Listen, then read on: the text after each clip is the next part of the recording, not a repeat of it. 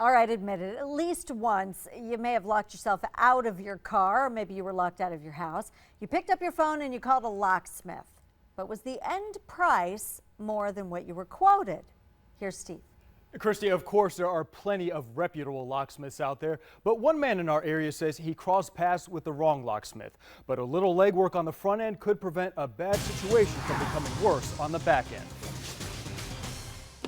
Getting locked out of your car can mean you have to dish out of your wallet. Richard Quindry has been there himself instead of being where he wanted. He Googled Tucson locksmiths from his cell phone and found a mobile locksmith. Their advertising was $15, we'll come out, we'll give you an estimate if there's additional charges, what it's going to be. Quindry went back to work while the technician unlocked his truck. When he came back out, he was quoted $115. The locksmith holding his keys, expecting immediate payment.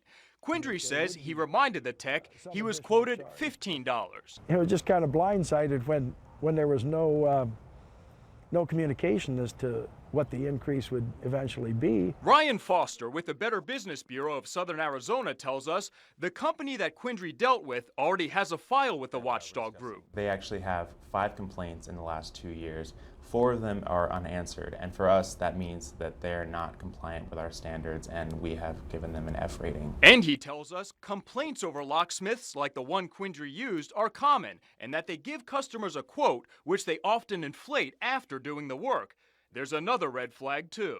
Usually when a company only wants cash payments, that's something that you should watch out for. The locksmith's address on its website turned out to be just a post office box. However, the News 4 Tucson investigators were able to speak with a company representative via phone.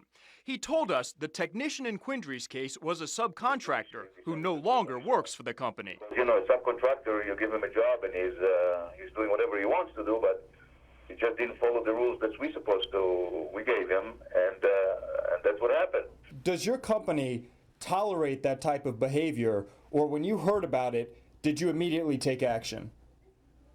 Oh, immediately in the next hour. Do future customers have to pay cash, or can they use credit cards? They can use credit cards, no doubt whatsoever. It says it on the ad too. The BBB says to do your research before you hire a locksmith and have the information on standby before you need it. Quindry will likely heed that advice from now on. Yeah, do your homework beforehand.